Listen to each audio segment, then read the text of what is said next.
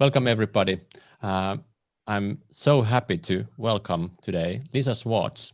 Lisa is part of our experience movement, as we kind of call it. Different colleagues in different companies, but still talking about the same important topic, which is experience. And I'll let Lisa do a bit of an introduction soon. But just to get this started, hopefully you can see in a polls now that we kind of want to ask you that what is XLA? So I'll start the poll. So please, we'll wait for a bit, but in the meanwhile, while you're answering that one, I'll give it to Lisa. So welcome, Lisa. So happy to have you finally here.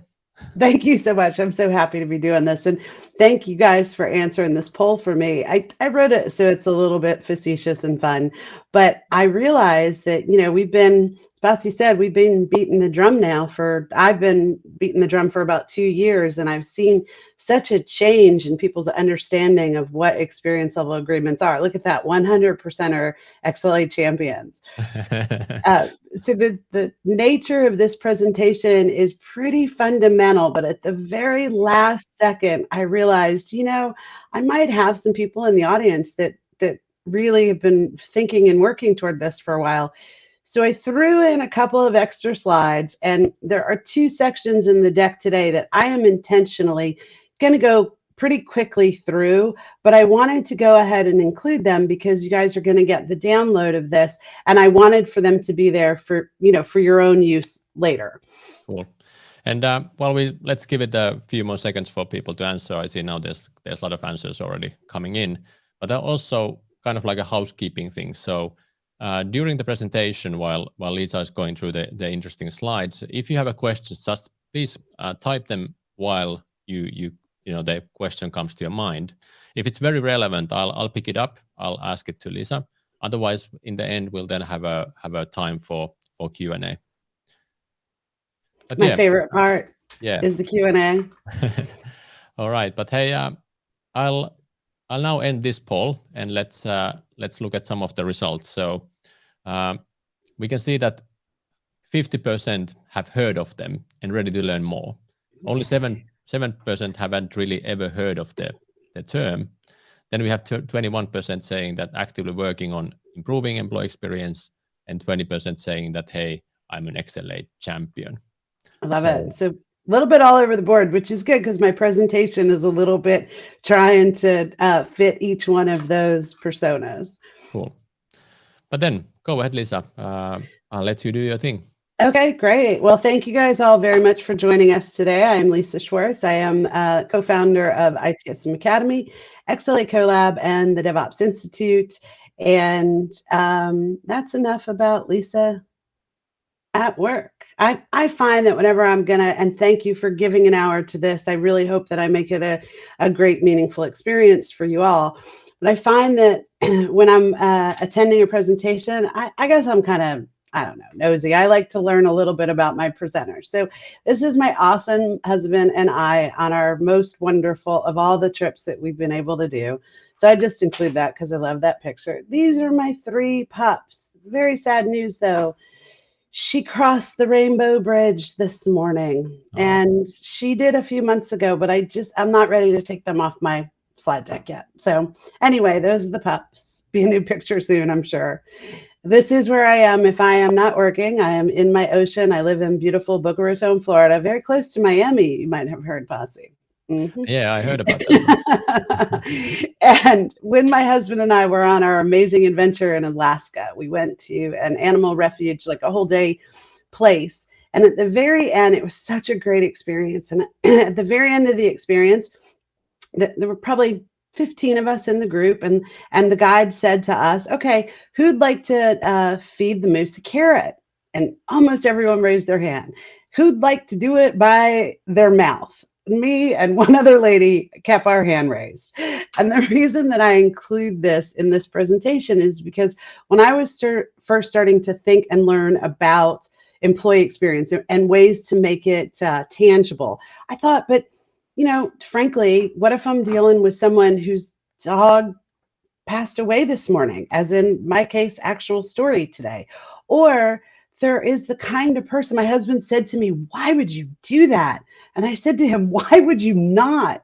Like, so, the way that people look at life determine a lot of how they view the experience. So that to me is what makes all of this so exciting. And the reason that we call it the art and science of experience is there are, and we're going to get into this, but there are tangible data, empirical ways to collect this data, which is why I'm so happy to be doing this with Happy Signals, because that's very much something they know a lot about. So this one's just a little bit of fun for me.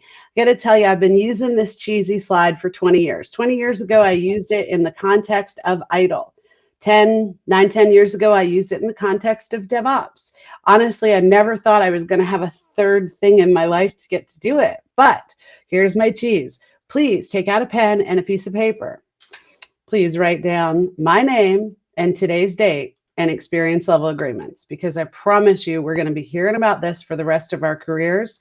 And frankly, I want the credit. But a lot of you guys are already familiar. But for you newbies, it's on me. So this is one of the sort of underlying philosophies, not just at the Academy or the Collab or at Happy Signals, but I think it's kind of a little bit of a mantra for what we call the experience movement. And that's simply, people are going to forget what you said. People are going to forget what you did, but they're never going to forget how you made them feel. And I like to take that even a little step further, because to me, a staged experience, I like to think about what I want people to say. If you guys are going to talk about this presentation at the dinner table today, like, I really like to think about not just how I made them feel, but then how that feeling is going to get put out into the world from there. So why are XLAs so hot right now? And frankly, I could update the bullets on these slides on a weekly basis, because things are emerging and changing so much. I think you guys being here, that this is a topic that even this morning, I went on to Bright Talk for something else. And I thought, let me look at the actually, let me look at the start time for today on my own presentation. And I typed in XLA. I couldn't believe how much awesome content is out there, where 6 months ago, there was nothing, or I should say very little. So Gartner has XLAs on an emerging 5 to 10 year plateau on the hype cycle. So very exciting up here in 2021. And even more interesting, that's where it lived in 2020. So, it's really, in my mind, XLAs are a natural evolution of technology management, kind of a boring way to say it, but true. Very important concept that I hope that I'm going to really be able to get across for you today, that they augment, not replace SLAs. And then I'm hoping that we can answer some of the question of, okay, all this sounds great, but frankly, so what? And what now? So that's what I'm hoping we can talk about today. So there's a little bit of the academic stuff, right? This comes straight from the classroom, but why does experience matter? It shapes people's opinions and decisions. It is very cumulative. It has consequences. And it really is about the outcomes, not each individual step in the process. And what we all know, perception really is reality. So one of my colleagues really hates this term end user. He always says at this point in his version of the presentation, why do we call them the same thing that drug dealers call their clients? But user is kind of a negative word, and we no longer are end users at a dumb terminal. Some of us might be old enough to remember that. And it is from either the customer or the employee point of view, it is the new reality. And I just love this quote. When you change the way you look at things, the things you look at change. And that one, you hear things, you learn things as you grow and progress in your career. That one, which is relatively new to me, has been really very impactful at some of the things that we do even at the Academy. So, we know the world has changed so much. So shouldn't we change the way that we're looking at the world? And then I just love this slide so much. So here are the parents. They got the new mobile for the baby and they're just in love with it. And they've delivered this service to their baby. But guess what the baby's saying? So don't really need to talk more about that one. So, the point being is that we've got to look more at more than just people, process, and technology. In my mind, it's time. It's time to envision, enable, execute, and embrace experience. So this one, I think, for me, this was a light bulb moment, when I was building this slide, because I realized, long history in service management and ITIL. And I remember when listen, I am so old. I honestly remember when SLAs were not a thing yet. And my mentor, a lady by the name of Charlotte Bouncy, wrote a handbook for the Help Desk Institute that said, stop being a victim. And just like I did 2 years ago, boy, that made so much sense to me. And I really dug into that. And I've spent a large portion of my career trying to help people around not just service management, but kind of my two soapboxes have been around SLAs and service desk, right? So, really looking at satisfaction. That was, when I was coming up in my career, that was the best thing that you could give someone, right? And then when we really started breaking down the experience and what does an experience framework look like, we realized it's really is about the experience. Satisfaction, if you think about it, it's doing what you're supposed to do. But outcomes, that's doing what really matters, right? And then I'm not going to go all the way through this, but I tried to do an apples to oranges here, so a CUSAT survey is part of the satisfaction, but customer delight, that is part of the experience. Yeah, this is my favorite as well. It's like this hospital metaphor, that how many patients are coming out of the hospital, or how many patients did you actually cure? So. Yeah, exactly. Malcolm Fry used to present for years at all the HDI and ITSM conferences, and he had, 99.99 is great uptime until we're talking about the flight you're on. Yeah. So these, remember I said in the beginning, I was going to go pretty quickly through some slides, and this is a little bucket of slides I am going to go through quickly because they're not necessarily about XLAs. The reason that I use these and talk to these is about staging experience. And I think understanding staging experience is pretty critical in your first steps toward building an employee experience program. So I've left these slides. So there's a little Disney, of course, I'm Florida, there's Disney. And then this, I do love this Houston airport story, which very quickly is people were unsatisfied and they tried all this expensive stuff to fix it. And in the end, what they did was literally reroute the way that people walk, because people would rather walk for 8 minutes than sit and wait for 8 minutes. So a solution that cost them zero money ended up being the solution that made their clients the happiest. Okay, so I know that we have another polling question. So while I'm talking about this, let's throw that up, please. All right. So the next one, I'll start it already, so everybody can see it. So it's about in your organization, what is your experience with SLAs and KPIs?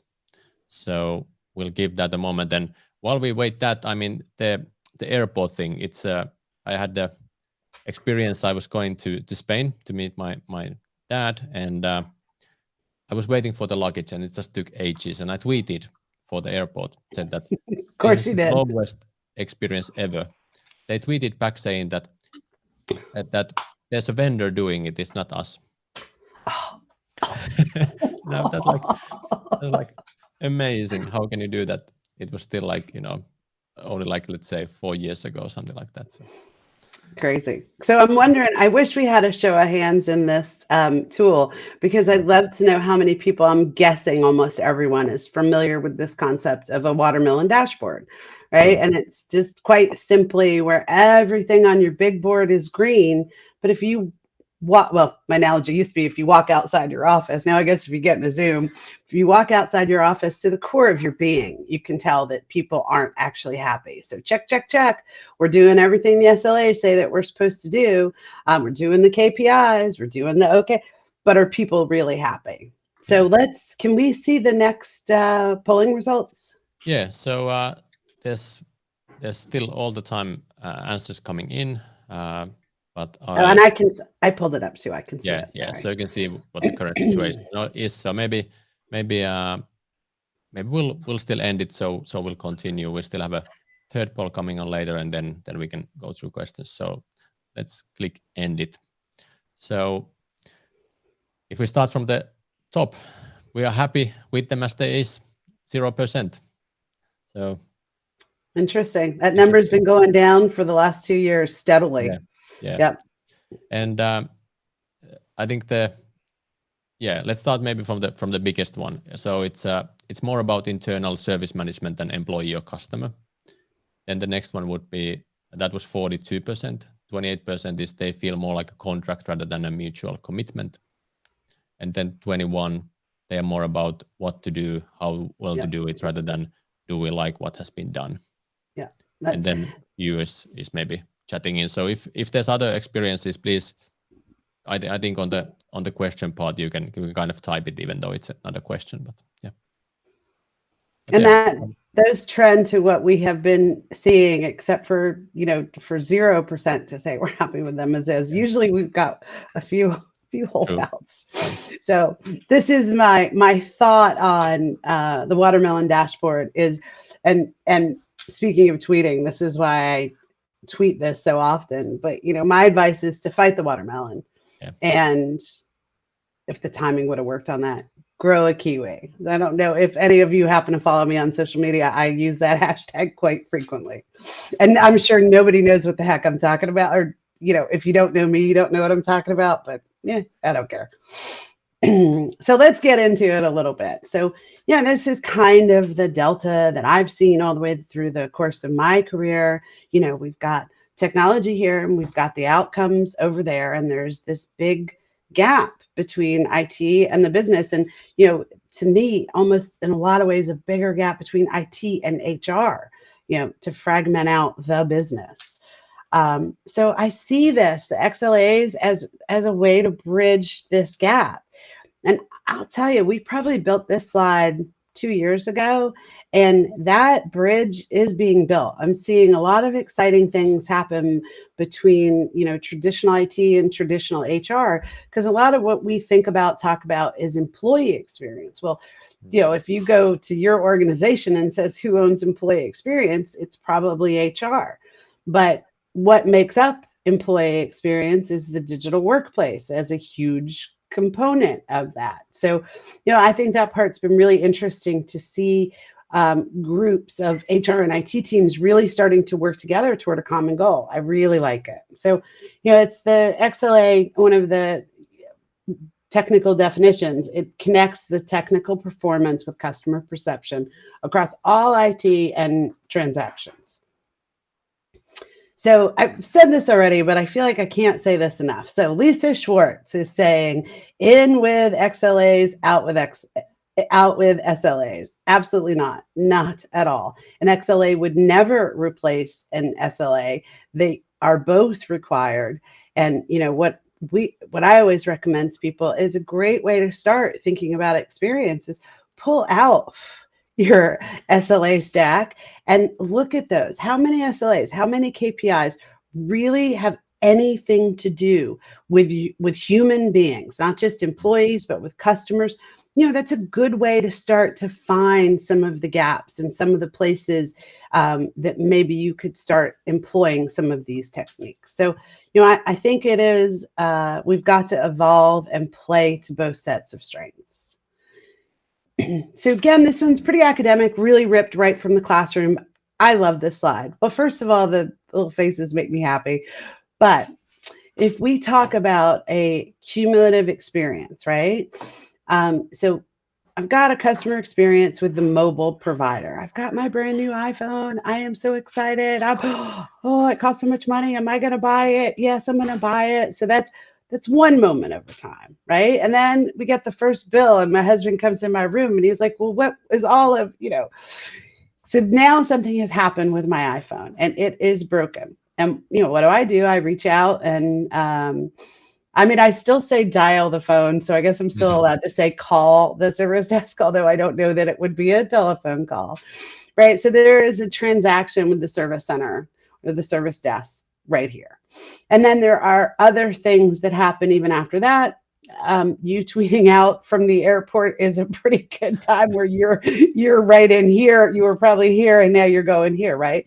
Yeah. But the reality is, what I've learned is only this piece of the pie, and you can't see my mouse, and I don't know how to annotate in here.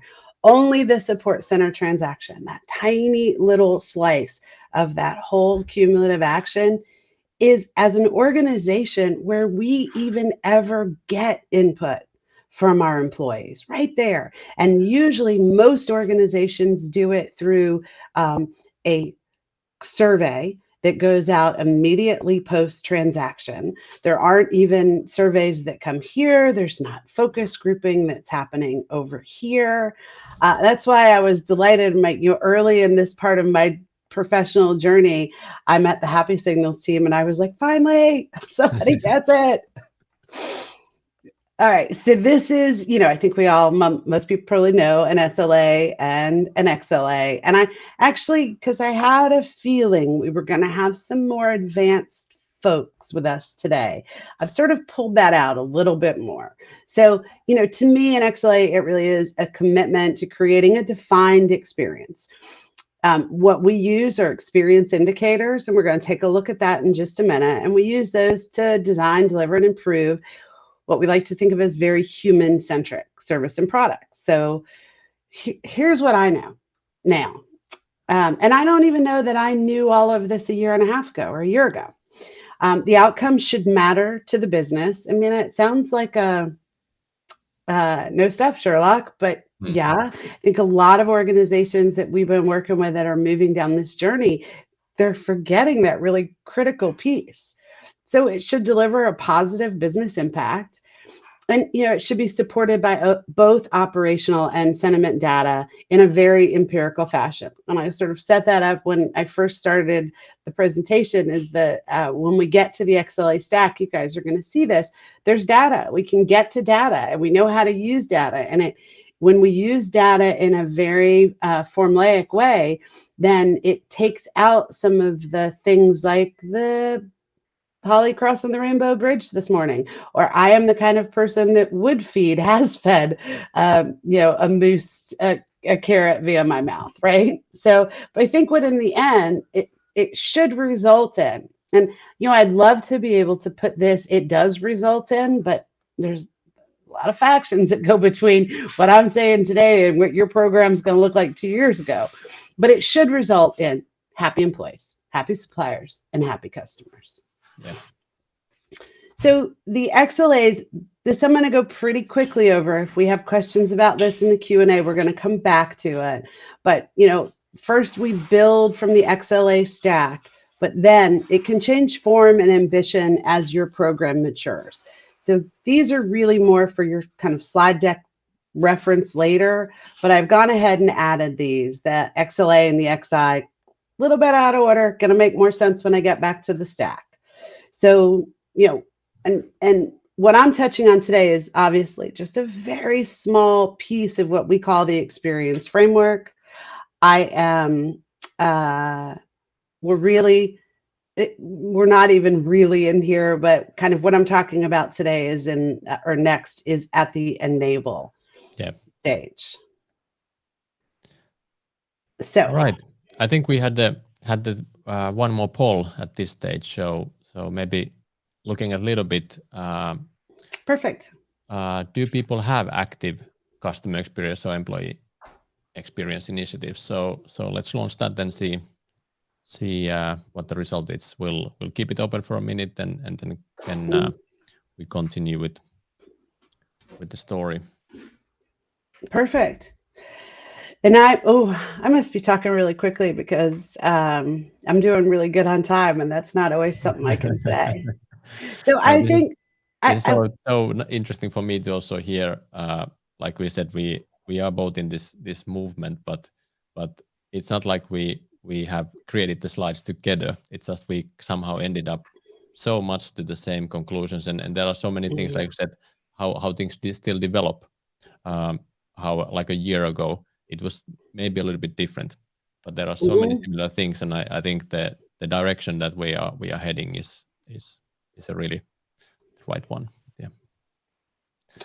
All right. So now we're starting to get, some will wait for 10 more perfect. seconds, and then we'll end it and see what is up with this one. So, all right. Intro. We are all over. I can see Yeah. the answers coming in. Interesting. So it might still change. I've noticed that even though I ended there, there might some answers still be coming in. So yes, for customer experience, 33%. That's the biggest one. Now it changed. So 26% is yes to customer experience. 26% also for yes to both. 13% saying yes to employee experience. 20% some groups are focusing on it. So not like corporate wide, but some groups. Interesting. And only 30% saying neither. So really interesting. This one does fluctuate as I do different presentations, for different groups in different countries. So very much to the point that it is still absolutely evolving. Yeah. Okay, so what we're on now is this is what we call the XLA stack, and I do feel it necessary to explain. There are a wide variety of ways that in real life this does look in different organizations. I am not saying that it is the one desired experience has 3 XLAs and 3 XIs, which are the experience indicators, and we can talk more about that in just a second, to 3 SLAs, to 3 KPIs. But I really wanted to have a construct that kind of made sense. So this is the format that I'm using, but it's very academic. In the real world, that's not what I don't think any of the clients that we've worked with or taught for have come out with this exact model, but you got to start somewhere. So what I like to do is talk about, we did this exercise in class, and we use it, the airport restroom, as a common, because it's common experience. I mean, everyone that's ever been in any of our classes and has traveled is, restroom. So but I like to break it out this way. So I'm gonna flop back to the other slide just for 1 second, kind of let eyes settle on it, right? So we've got the desired experience, then we've got what we call the sentiment data, and let's talk happy signals in just a minute once I get through this, right? So we've got the XLA and the XI, then we've got the operational data, the SLAs and the KPIs. I think all of us know how to get to SLAs and KPIs in our real world. And so in our fictional world of the possible answer to the exercise that we do. So we walk people through in class through, let's talk about, always is a big hit. Let's talk about bathrooms at airports, how we start, right? And so we go through the exercise, and it always comes up with some version of what the class decides they want is a clean and working restroom. And so what's the overall question to that? So you'll notice in this case, instead of having 3, I have 1. Am I happy with the restroom? Is right. And then, and again, we're up here in this top section is the sentiment data. So what could those survey questions look like? And I don't mean necessarily, I'm using the word survey pretty loosely here. What could those questions, those data points look like? Right? Are they clean? Are they stocked? Is there a long wait time? And then we get into the world we all know really well, the SLAs and the KPIs, right? So what could the SLAs be? Well, who's responsible for delivering the service? So we come up with the cleaning company and the provisioning company. And what did your tweet say back to you? That's not our job. We don't, we're the airport, and right?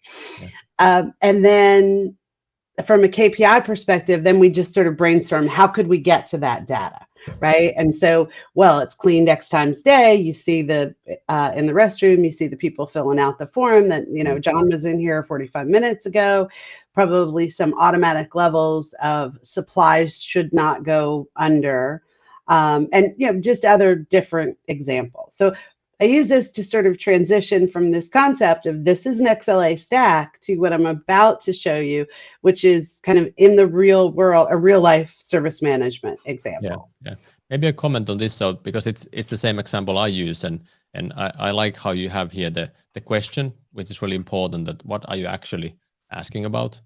And then that you need to answer, we call this in our tool the factors, the survey questions, in a way that why is that? Because I always kind of put it in a way that if you only ask like, how was your experience in a toilet room, and you put a sad face, is it because the toilet paper was out or the flight was delayed? So in a way, you also need to, if it's in an airport, or kind of need to understand the context. If you only have that one big number there on the top, you can't really do then anything about it. So exactly. I really like the way you have modeled it here. Yeah, and this is the first time I see this. So again, highlighting how it's kind of in line with the way we think it as well. So yeah, it is amazing that there's so much similarity. Okay, so here's my service management example using the XLA stack. So my desired experience, this is a true example, is that our services can be used to increase productivity. So then the XLA question becomes, does your IT service make you more productive? And then the XI questions, or the sub questions that need to be answered to build up to that, could be the question we all know and love, that we've all been asked a million times in our lives. How was your last interaction with the service desk? But then if we think about my mobile provider, right, and those faces, and that piece where we've been asking this question for 20 plus years, the only piece of the pie that we're even have been looking at for all those years, is just that tiny little piece. So asking some more questions that aren't so transaction focused or related or direct results of, even, how happy are you with your PC performance? How do you rate the business app that you primarily use? One of the things that we learned, and I'm pretty sure you might have taught me this actually, is that, stop asking questions about apps that people don't use. Yeah, exactly. Right? Yeah. Ask them about what they use and what matters to them. And then, in this case, the SLA assigned parties, and then what are our data sources, right? So working from the technology stack down here, kind of all the way back up. So tell us, where do you feel like Happy Signals, how do you contribute to this piece? As Happy Signals? Yeah, I mean, this is really the interesting, like how you see here is that, how does IT services actually increase productivity? Because then many times we get faced on this, but the person said that he wasted like 4 hours, but we can see that the time to answer was only 30 minutes. And then it comes like that is not a fact, this is a fact. Well, the fact is that maybe the time to answer was 30 minutes, but maybe they didn't know first how to contact the service desk and all this. That is the whole experience that you need to understand. So in that sense, I also like that, but it highlights also, like you said, that let's say that we were also quite bold some years ago, that go with XLAs and kind of forget SLAs, but we do kind of agree also that they need to coexist, because then they can highlight you certain things that might be the problem area, but in a way maybe you don't make decisions based on SLAs or KPIs, but you use that data to actually fix issues, fix problems. Then when you realize where kind of the big experience problem is. So the reality is, for organizations, their contracts with their service providers are so entwined.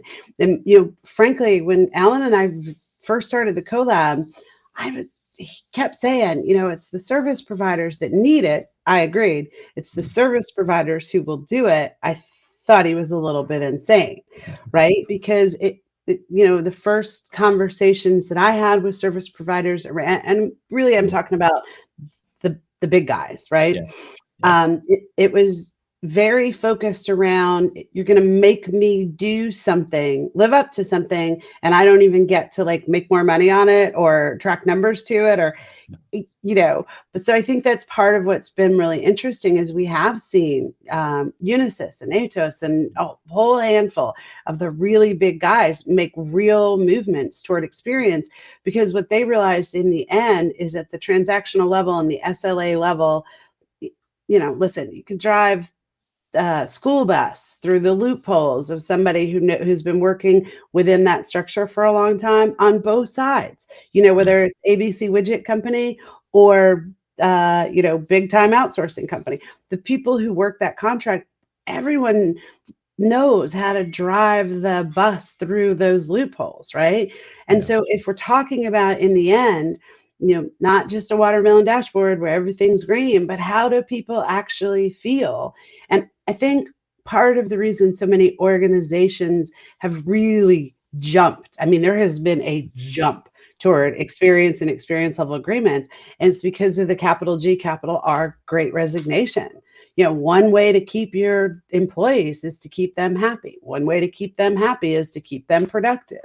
You know, it's a little bit of kind of the stars are aligning on a lot of this. It's a bad thing to say about the pandemic, but, you know, I refuse to only look at the bad side of something. So to me, a silver lining is how much organizations have realized they've got to step up their game in terms of considering the humans around them, you know, whether it's their employees or their customers. Yeah, and I think also considering just the like those big players having all their agents, all their services staff, but also the whole IT department. What is their focus? What is their common goal? Especially now, you know, when the pandemic hit and everybody's suddenly at home. So when you wake up, you go to your kitchen desk and you open a laptop. What am I gonna do today? Am I just gonna try to, you know, match the SLAs? You know, get the time to answer to be on the limits, or am I actually trying to help my colleagues and make my colleagues more productive and do things that as a clever person working in IT, I know things that I could do, but is the company allowing me to actually, you know, drive towards the goal that we have as an IT department, which is to create, you know, IT services that increase productivity. So. I hope I don't put you on the spot by asking this, because I know Sammy is the one who swims in the data, right? But the first benchmarking report that came out after the pandemic, do you remember what the results were there? So was yeah, I think that was at the same time when we introduced the remote working thing. Actually, what happened was that people were more happy with the IT service desk, because suddenly it became so important, and they realized that they actually help. And I was talking this with one of our common friends, and he said that suddenly kind of the policies of what you can do as an IT person, kind of they had to kind of remove them. So how do you actually deliver quickly a laptop to somebody's house? And, you know, because of otherwise business would not continue. So suddenly there was this need to actually make things happen, and not just, you know, kind of go through the SLAs and go through the processes, but actually think about the end users. And I've seen a lot of different, I've read a lot about this, obviously it's of interest to me, but I think Gartner's probably the closest, or it was Forrester, sorry, that's probably the closest, but I've seen a lot of different articles, blogs around how quickly we accelerated as a country and and globally in terms of IT services, because we were forced to figure out the ways to do it quickly.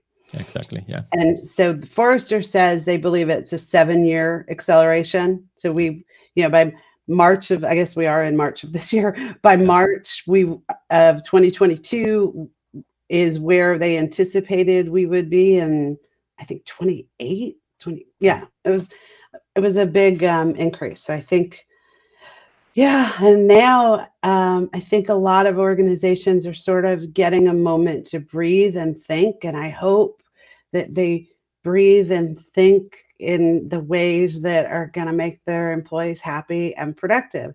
To that end, I'm actually proud of that segue. Do it quite, like I didn't know it was going to work that well. In the PowerPoint that you guys can download, I've actually given you a fill-in sheet. So if you want to go back and do like a little brown bag lunch and learn with some of your team, and you just want to play around with what it could look like, feel free to use this sheet. And yeah, there was actually a question about it, that can we please get a copy? So actually you can find the copy somewhere on the side menu where you can find the attachments. And even after this webinar is over, you can come back to Bright Talk, watch it as a rerun, and then you can find those attachments as well. So I'm getting close to the end, so we're getting ready for the Q&A. But this is what I like to think about, is just, how do you want people to feel about your product or your service? As I said in the beginning, I like to think it's not just about how they feel, but what story do I want people to tell about an experience? And, from the ITSM Academy perspective, that's the lens that we use to decide about everything, from course titles to delivery modalities, is what experience do we want for people to be delivering? Not just what experience do we think we deliver, but finding out, a full life cycle, finding out, are we hitting the mark in terms of those deliveries? So, I love to think about the idea of, at a traditional company, you're going to transform an age alert. I remember when we went from, I almost remember when we went from hotline to help desk, although not actually, but I have friends that do. But I clearly remember when we went from a help desk to a service desk, and that whole transition. And now I love the idea of people going from a service desk to an experience desk. That to me is, really good. And then, on sort of the more call center side, and lots of organizations, including big banks, et cetera, are doing this. They're moving from a call center to a conversation center. And a little bit semantics. And people are going to gamify it and, sort of make that not be as meaningful as I think that it is today. But I think with that, sort of imagine how, if you're involved in a call center, and what things could you do to make it a conversation center? So going from service management to, I'm thrilled that a lot of organizations don't call it ITSM anymore, because it's not just about IT. Mm-hmm. So they call it service management, but I want to go from service management to experience management. We too.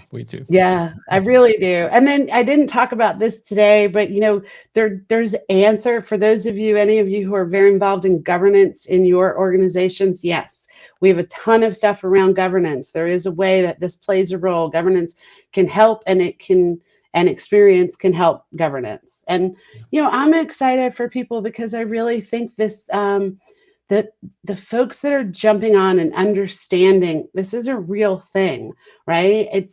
We're seeing this, people progress very quickly through their careers. And so I think, I love to see that. I love when there's a differentiator for the humans in the service management practitioner space. I think it's really smart for people to say, whoa, there really is something here. Let me learn what I can, because I think it's going to better your career. So, I can actually give an example. One of our customers, it was actually before pandemic, we were doing in London an expo, and we met there, and he was listening to the session, and then we started talking, and they started this journey.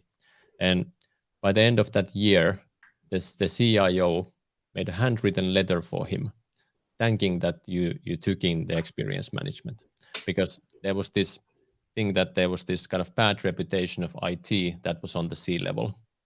And when they started to do this and show what it really is, not having gut feeling, but actually showing what it is and being proactive, saying that, okay, we have identified that here is and that's what we are focusing. It kind of changed the perception on the C-level, and that kind of brought it back to him, getting this handwritten letter from the CIO that, thank you. So I love that, because it's all about perception. I think Eleanor Roosevelt said, perception is reality. Yeah. Yeah, it is. And kind of sometimes what we say is that I've never heard anybody get fired because they started to do experience management. So That's okay.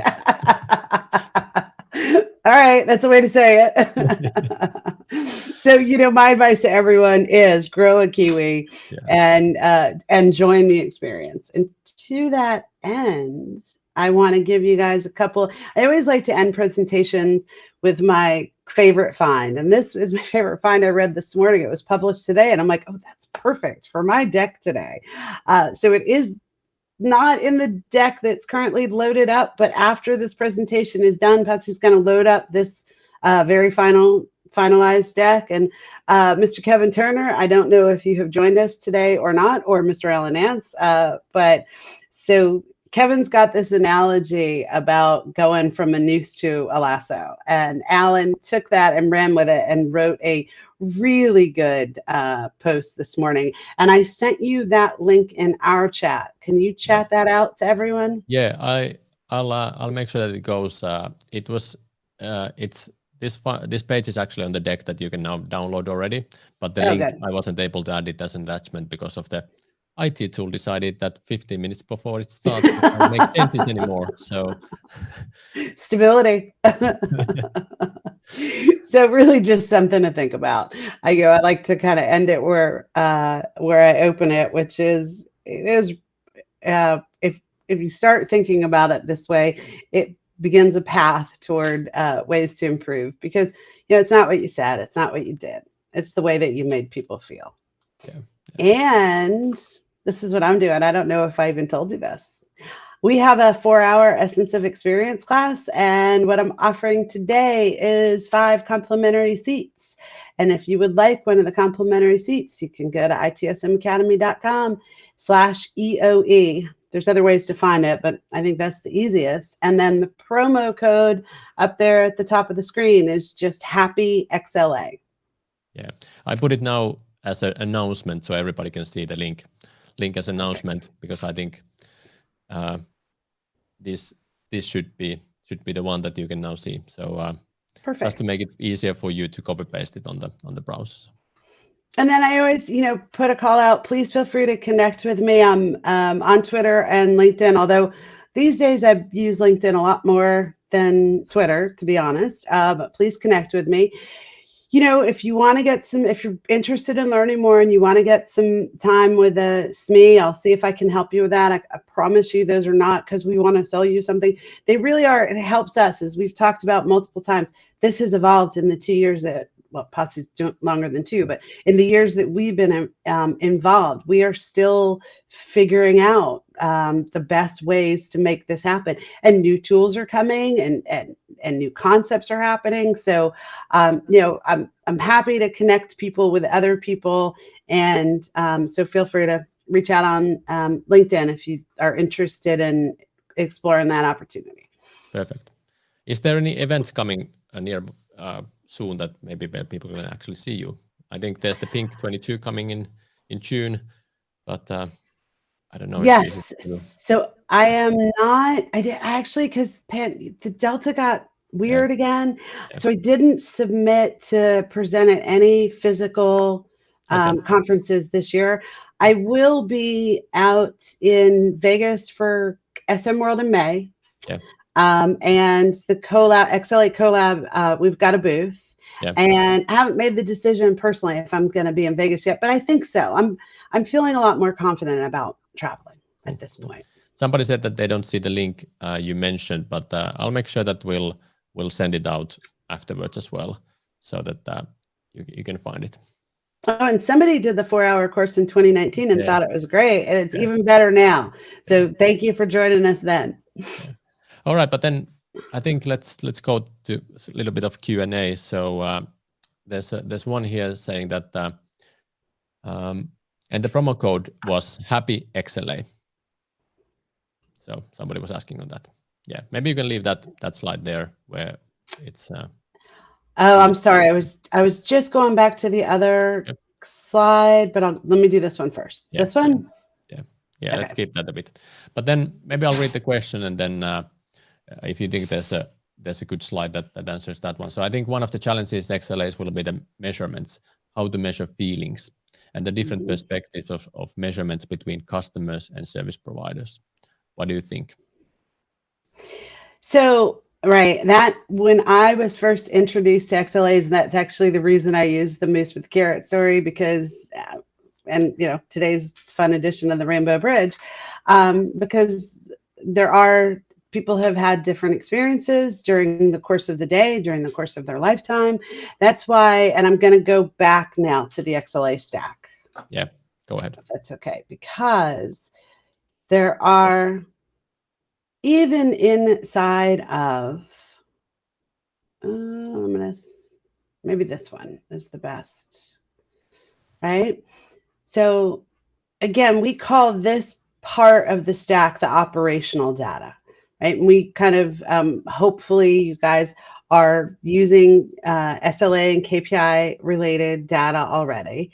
There is probably some type of transactional survey that's happening from your service desk incidents and transactions.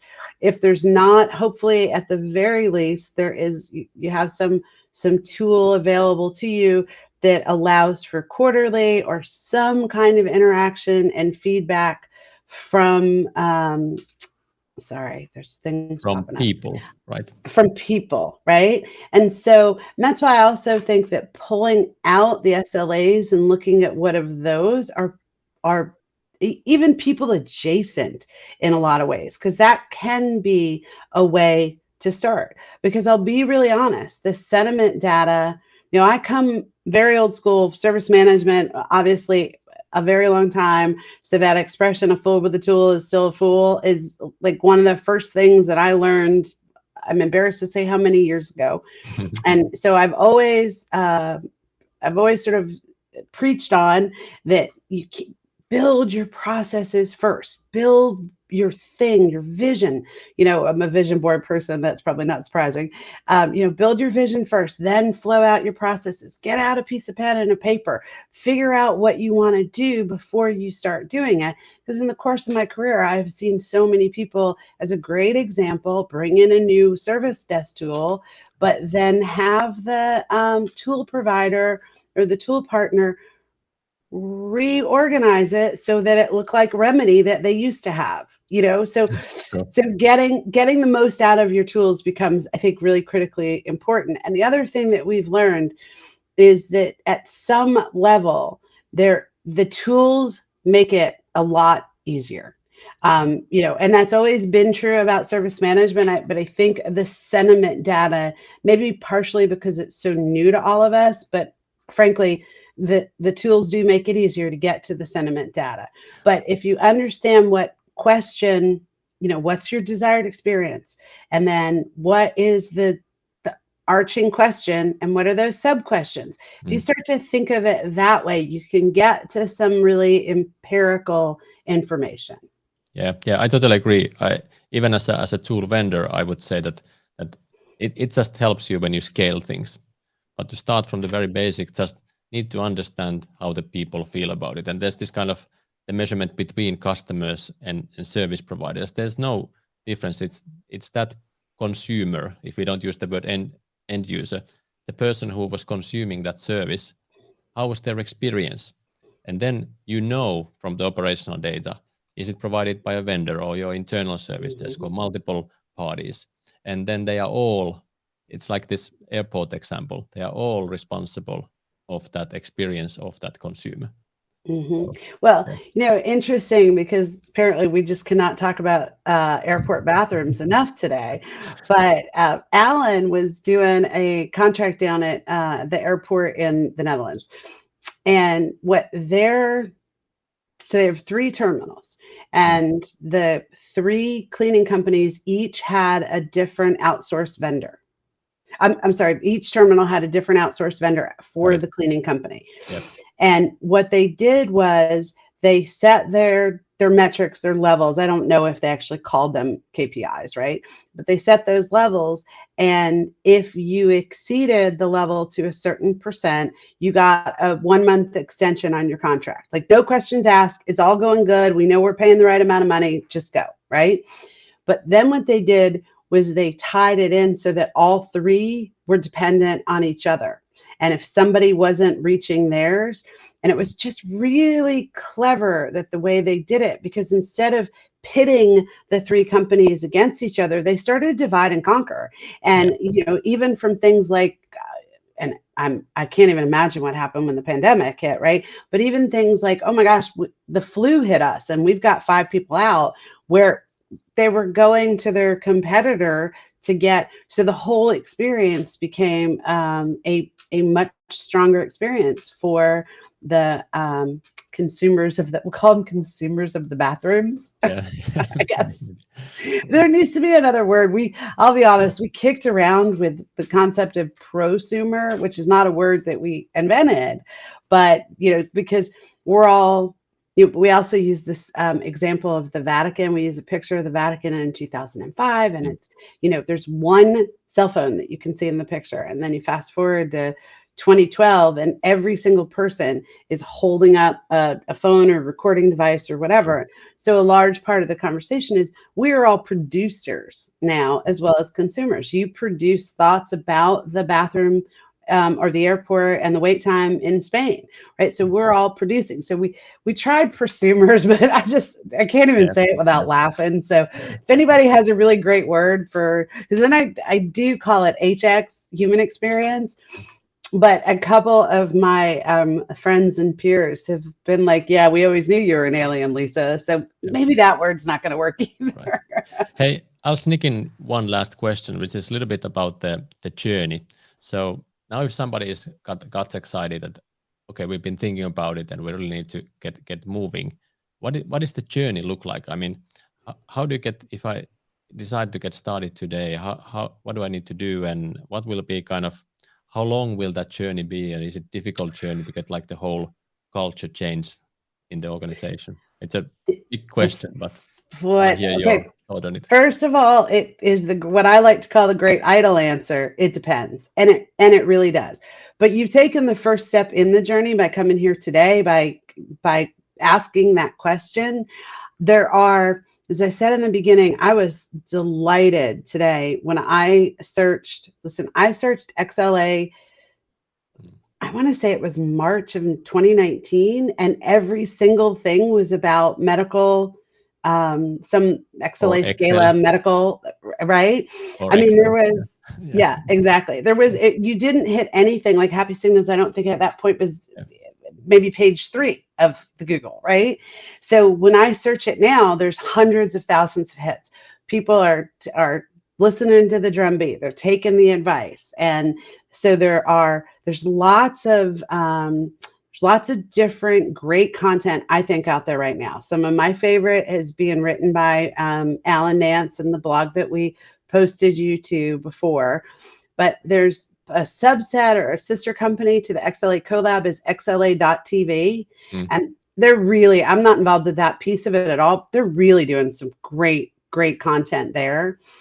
And then, my other suggestion is, again, go back to the KPIs, work your way through that. Like, if you have the ability to see those KPIs, that's a good, to me, I've seen a lot of people take that piece of advice and come back and say, at least that worked for us. And then the other thing is, even if you use the airport example, the little fill-in sheet that I gave you guys today, at least it's a way to start the construct and the conversation. Hopefully you'll take us up on the offer for one of those free seats in the Essence of Experience class. And as I said, feel free to ping me on LinkedIn. Happy to get you connected with a subject matter expert who does and knows more than I do. Yeah. And then it's like, I think it's like you said, the template, pick one thing, start with that. It's like one of our customer, Rekit, who has, I think they have 40,000 consumers of IT, not end users. And they first started with one topic. And then when they made the success and they realized that this works, then they started to scale, and their motto is like go slow to go fast. So yes, so absolutely. don't make it too complex first. Start very simplistic with one thing that is close to you, close to your heart. Make that as an example internally, and then people will start to get it. Yeah. One desired experience is, that's great advice. I love that. Thank you for saying that. All right. Do we have any more questions? Because we got to time all of a sudden. Yeah, exactly. So actually, I don't know how. It's gonna be 5 seconds, and we are full time, and there's no more questions now. So that is it. What a good experience. Thank you. Yes.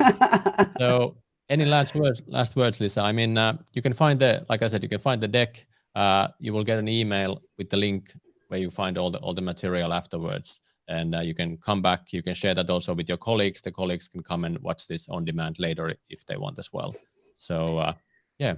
But thank you, Lisa. Any last words? You're welcome. I think my last words are just going to be #grow a Kiwi. Yeah. That's it. Awesome. Hey, thank you. It was amazing. And it was fun. Talk to you later. Okay. Bye, guys. Bye. Happy signals. More smiles, less time wasted.